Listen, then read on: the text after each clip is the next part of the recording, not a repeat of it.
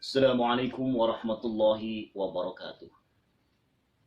Alhamdulillah, wassalatu wassalamu ala rasulillah, Muhammadin abdillah, wa ala alihi wa sahbihi wa man wala, la hawla wa la quwata illa billah, amma ba'du. Hadirin ma'asyiral muslimin wal muslimat rahimakumullah. Ada sebuah kisah yang diceritakan oleh seorang ulama sufi yang bernama Muhyiddin Ibnul Arabi dalam kitabnya Futuhul Al-Makkiyah. Allah Subhanahu wa Ta'ala pernah memanggil dua makhluk. Yang pertama adalah akal, yang kedua adalah nafsu. Dua makhluk ini Allah panggil dengan memberikan satu pertanyaan yang sama kepada dua makhluk tersebut. Pertama, Allah Subhanahu wa Ta'ala memanggil akal dan bertanya kepada akal, "Wahai akal, siapa saya dan siapa kamu?" kata Allah. Akal pun menjawab, "Ana abdi wa anta rabbi." Saya adalah hambamu ya Rabb, kata akal, dan Anda adalah Tuhanku. Lalu Allah Subhanahu wa Ta'ala memanggil makhluk yang kedua yang bernama nafsu dan memberikan pertanyaan yang sama pula kepada nafsu. "Man ana wa man anta," kata Allah. Siapa saya dan siapa kamu? Dengan congkak dan sombongnya, nafsu pun menjawab, "Saya adalah saya dan Anda adalah Anda." Dengan pertanyaan jawaban tersebut, Allah Subhanahu wa Ta'ala murka. Sehingga Allah Subhanahu wa Ta'ala menjerumuskan yang namanya nafsu ke dalam neraka selama 1000 tahun lamanya. Setelah 1000 tahun, Allah Subhanahu wa Ta'ala mengangkat kembali nafsu. Lalu memberikan pertanyaan yang sama pula. "Man ana wa man anta," siapa saya dan siapa kamu, kata Allah. Lagi-lagi nafsu pun menjawab dengan jawaban yang sama pula, membangkang, "Ana, saya dan Anda adalah Anda." Dan lagi-lagi Allah Subhanahu wa Ta'ala menjerumuskan kembali yang nama nafsu ke dalam neraka selama 1000 tahun lamanya. Sampai ketiga kalinya Allah Subhanahu wa Ta'ala mengangkat nafsu dan memberikan pertanyaan yang pula yang ketiga kalinya, "Man ana wa man anta," kata Allah. Siapa saya dan siapa kamu? Baru sampai ketiga kalinya nafsu pun mengakui bahwasannya dia adalah hambanya dan Allah adalah sebagai Tuhannya. Ini berarti memang nafsu merupakan makhluk yang amat sulit dikendalikan, yang amat sulit untuk dimonitoring. Sehingga kita sebagai manusia harus sadar itu. Caranya adalah untuk mengendalikan nafsu tersebut dengan berpuasa. Hadirin ma'asyiral muslimin wal muslimat rahimakumullah.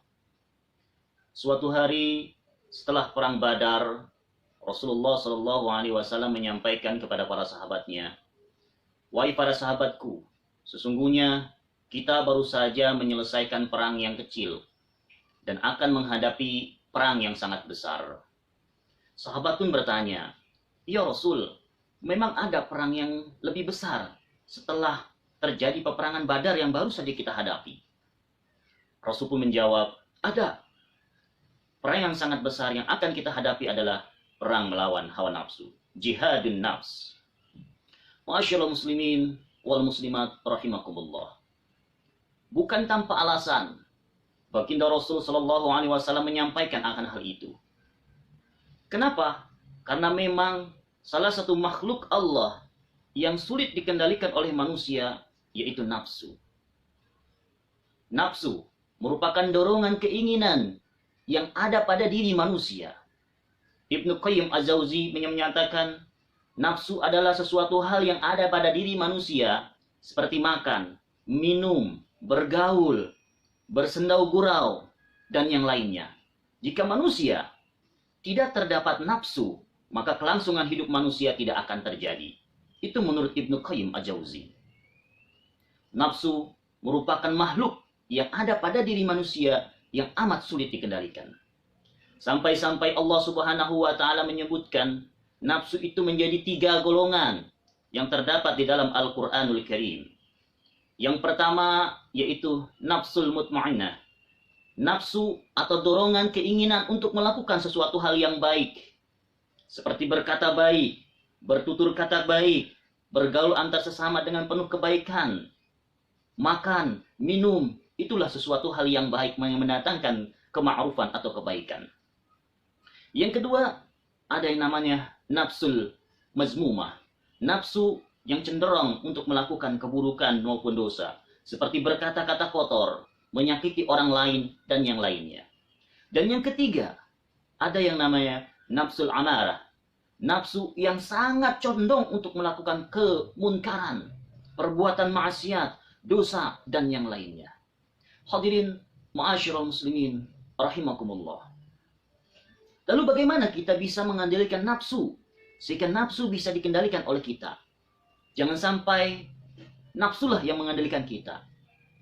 Ma'asyiral muslimin rahimakumullah. Rasulullah sallallahu alaihi wasallam telah menyampaikan dalam sebuah hadisnya yang diriwayatkan oleh Bukhari Muslim. Salah satu upaya untuk mengendalikan nafsu tersebut adalah dengan menjalankan ibadah puasa. Rasul menyampaikan, puasa adalah perisai, tameng, agar kita tidak melakukan perbuatan-perbuatan dosa. Perbuatan-perbuatan yang merusak pahala puasa itu sendiri.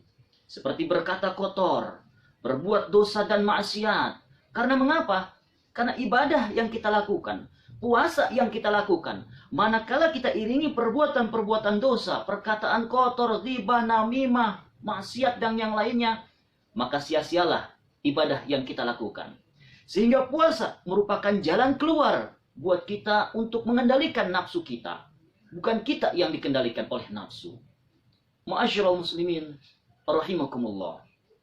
Mudah-mudahan dengan puasa Ramadan yang kita laksanakan ini selama kurang lebih insya Allah sebulan penuh, menjadi pelatihan pada diri kita sehingga kita bisa melatih, memanage nafsu kita, kita dorong dan kita arahkan menuju nafsu yang penuh kebaikan, yang diharapkan, yang diridhai oleh Allah Subhanahu wa taala, yang sesuai dengan syariat yang diajarkan oleh baginda Rasul sallallahu alaihi wasallam.